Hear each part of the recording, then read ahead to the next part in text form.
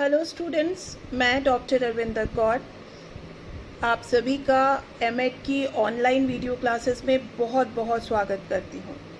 Dear student, आप MEd semester 3 में paper 11 में research method in education part 2 की पढ़ाई मेरे साथ कर रहे हैं और आप सभी जानते हैं कि हम लोग यूनिट 1 में sampling in qualitative and quantitative and mixed research पढ़ रहे हैं। डियर स्टूडेंट, पिछले 2 वीडियो में आपने ये देखा है कि पॉपुलेशन क्या होती है, पॉपुलेशन के टाइप्स क्या होते हैं, और पिछले वीडियो में आपने देखा था कि सैम्पल क्या होता है।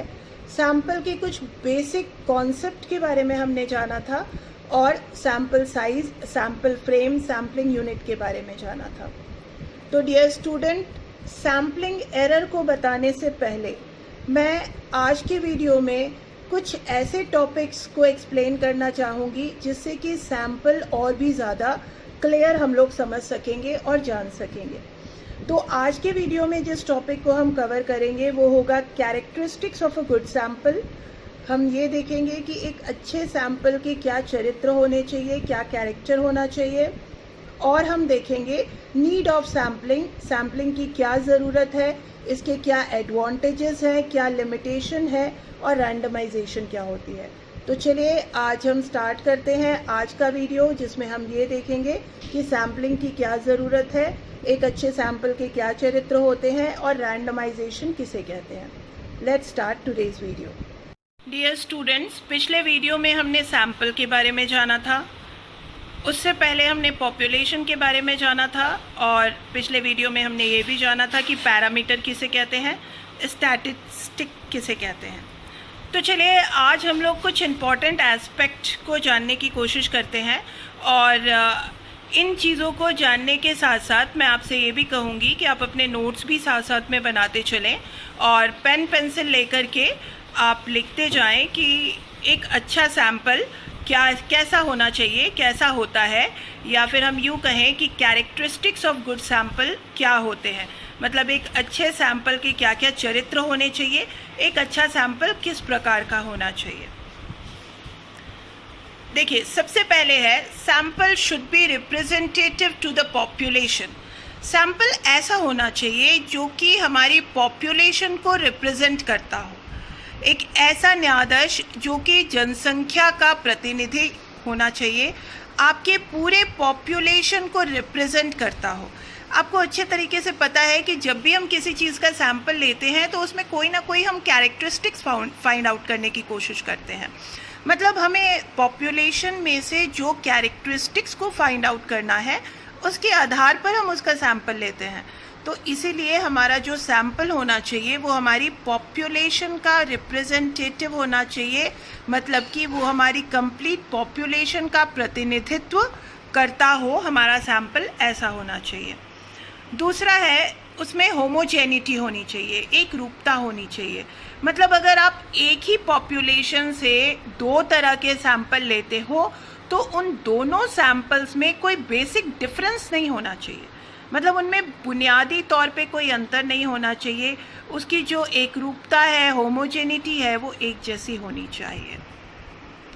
तीसरा कैरेक्टर उसका ये होना चाहिए कि number of sampling unit in the sample should B adequate. न्यायाधीश में जितने भी सैम्पलिंग यूनिट हैं, जो भी सैम्पलिंग या उसे हम न्यायाधीश इकाई कहते हैं, उसकी संख्या पर्याप्त होनी चाहिए। ऐसा ना हो कि सैम्पलिंग आपका 10,000 पॉपुलेशन आपकी 10,000 हो और सैम्पल आप सिर्फ 10 ही लें।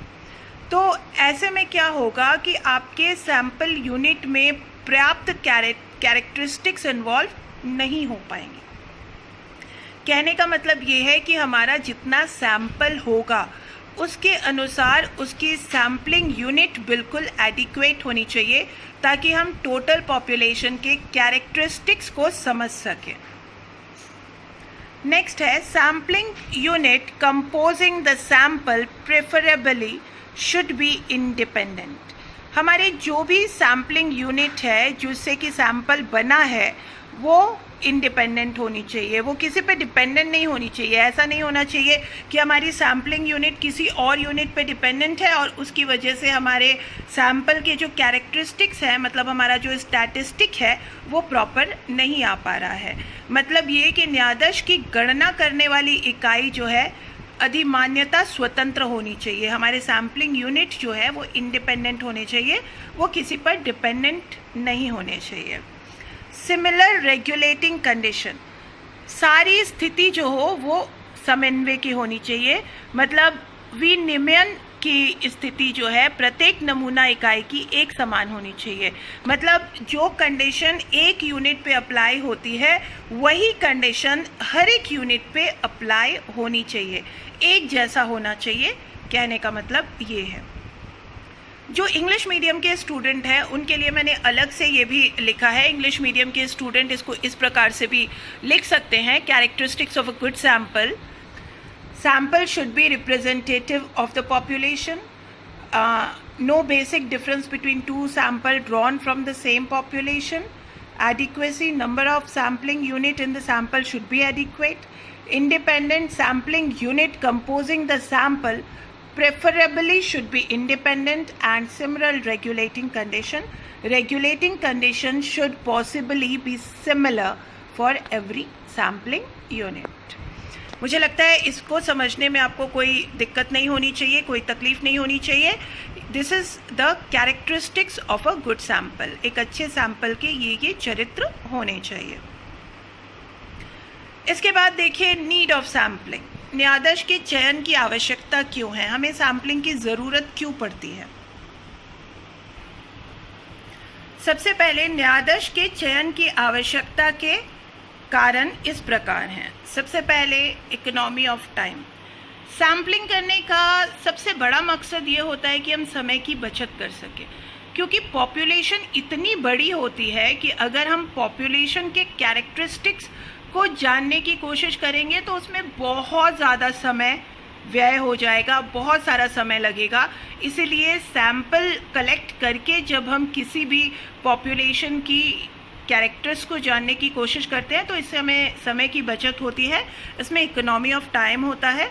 दूसरा है इकोनॉमी ऑफ मनी, धन की भी बचत होती है। अगर आप बहुत बड़े पॉपुलेशन को आधार बना कर के अपना आगे का काम करते हैं तो उसमें आपको काफ़ी ज़्यादा धन व्यय होगा। लेकिन जब आप सैम्पलिंग मेथड का इस्तेमाल करेंगे, सैंपल लेकर के किसी भी पॉपुलेशन के कैरेक्टरिस्टिक्स को जानने की कोशिश करेंगे तो इसमें आपके धन की बचत होगी।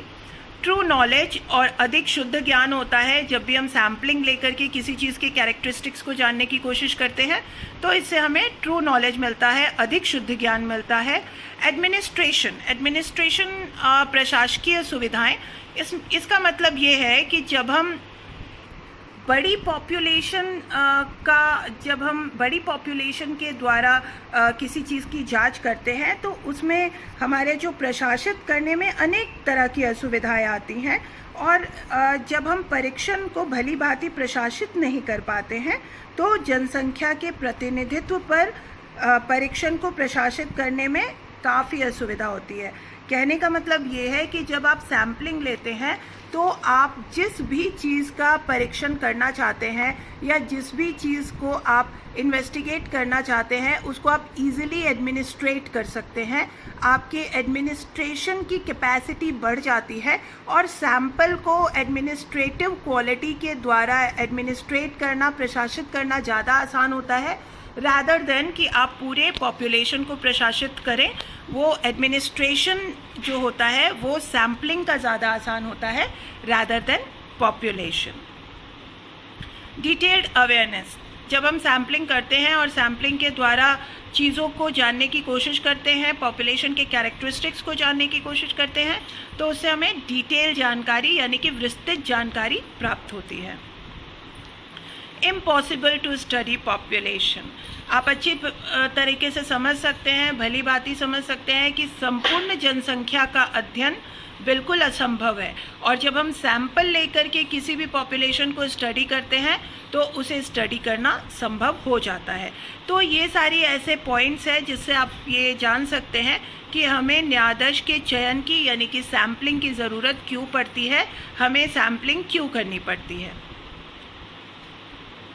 एडवांटेजेस ऑफ सैम्पलिंग, ये बिल्कुल उसी प्रकार से है जिस तरह नीड ऑफ सैम्पलिंग है। नीड ऑफ सैम्पलिंग मैंने आपको बता दिया है। इंग्लिश मीडियम स्टूडेंट्स के लिए ये अलग से मैंने एडवांटेजेस ऑफ सैम्पलिंग के नोट्स दिए हैं। इंग्लिश मीडियम के स्टूडेंट लिख सकते हैं कि taking a sample instead of conducting a census offers several advantages. Number 1, sample can save money. मैंने आपको पहले भी बताया है कि इससे मनी की बचत होती है, और इट कैन सेव टाइम, समय की बचत होती है। For given resources the sample can broaden the scope of study. Because the research process is sometimes destructive, the sample can save product. If accessing the population is impossible, the sample is only the option. तो ये English medium के student अपने notes में लिख सकते हैं। इसके बाद आप ये जानिए कि सैम्पलिंग के कुछ लिमिटेशन भी होते हैं, कुछ सीमाएं भी होती हैं। क्या इसके लिमिटेशंस हैं वो देखिए। Number 1, scope of biases. इसमें पक्षपात की संभावना होती है। कई बार ऐसा होता है कि जब हम सैम्पलिंग लेते हैं तो हम पक्षपात में घिर जाते हैं और हम पर्टिकुलरली उन चीज़ों की सैम्पलिंग पे ज़्यादा ध्यान देते हैं जो हमें लगता है कि ये हमारे काम की है और ये हमारे काम की नहीं है। तो हम क्या करते हैं कि कई बार इसमें पक्षपात भी आ जाता है। सैम्पलिंग करते वक्त भी हम कई बार पक्षपात कर बैठते हैं। प्रॉब्लम ऑफ रिप्रेजेंटेटिव, इसमें कौन प्रतिनिधित्व करेगा, ये एक बहुत बड़ी समस्या हो जाती है। जब आप सैम्पलिंग करते हैं तो इसमें रिप्रेजेंटेशन जो होता है ये एक बहुत बड़ी प्रॉब्लम होती है। एक प्रतिनिधित्व की एक समस्या है जो सैम्पलिंग करते वक्त हमारे सामने आती है। नेक्स्ट है कि सैम्पलिंग करने के लिए एक अच्छे रिसर्चर का होना बहुत आवश्यक है। जो योग्य रिसर्चर है, एक अच्छा रिसर्चर है, वही एक अच्छी सैम्पलिंग कर सकता है, क्योंकि उसे सैम्पलिंग के सारे कैरेक्टरिस्टिक्स के बारे में पता होता है, सैम्पलिंग के सारे टेक्निक के बारे में पता होता है। तो सैम्पलिंग करते वक्त आपको वो टेक्निक का पता होना बहुत ज़रूरी है, वो चीज़ें आपको जाननी बहुत ज़रूरी है। अनस्टेबिलिटी ऑफ सैम्पल सब्जेक्ट, कई बार ऐसा होता है कि हमारा जो सैम्पल सब्जेक्ट होता है उसकी स्टेबिलिटी नहीं होती है। हमारा सैम्पल का जो सब्जेक्ट है वो अनस्टेबल होता है, जिसकी वजह से हमारी सैम्पलिंग भी प्रॉपर रिजल्ट नहीं दे पाती है। तो ये सारे सैम्पलिंग के कुछ लिमिटेशन है। और एक जो सबसे इम्पॉर्टेंट लिमिटेशन है, इसके बारे में मैं आपको बताऊंगी भी, ये है रैंडमाइजेशन, अनियमितीकरण। ये जो है रैंडमाइजेशन क्या होता है, आइए हम इसको भी क्लियरली जानने की कोशिश करते हैं, क्योंकि ये बहुत इंपॉर्टेंट है और ये हमें जानना चाहिए। रैंडमाइजेशन क्या है? Randomization is the major method of selection of sample.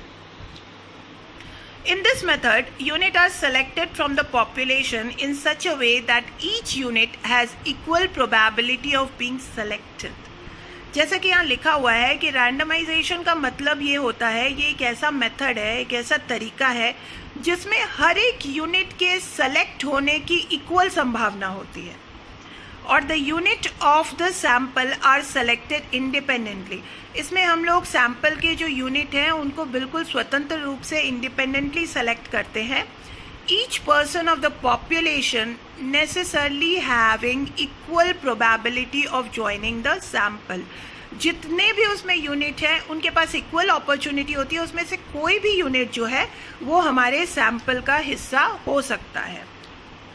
इसको मैंने हिंदी में भी लिख दिया है कि अनियमितीकरण जो है वो न्यायाधीश के चयन की एक प्रमुख विधि है। ये बहुत इंपॉर्टेंट मेथड होता है, और ये मेथड जो है आगे चल के हम इस मेथड के टाइप्स भी पढ़ेंगे, और इस मेथड से रिलेटेड हमें बहुत सारी स्टडी करनी है, इसीलिए रैंडमाइजेशन को बताना मैंने ज़रूरी समझा है। तो रैंडमाइजेशन एक ऐसी विधि है जिसमें जनसंख्या, पॉपुलेशन, पूरे कंप्लीट पॉपुलेशन में जितने भी यूनिट्स हैं सभी इकाइयों का चयन इस प्रकार किया जाता है कि प्रत्येक इकाई को चयन होने की समान संभावना रहती है। जितने भी उसमें यूनिट्स हैं उन सबके पास इक्वल अपॉर्चुनिटी होती है कि उसमें से कोई भी यूनिट जो है वो सेलेक्ट हो सकता है। न्यायाधीश की इकाइयों का चयन स्वतंत्र रूप में किया जाता है, वो इंडिपेंडेंटली हम सेलेक्ट करते हैं।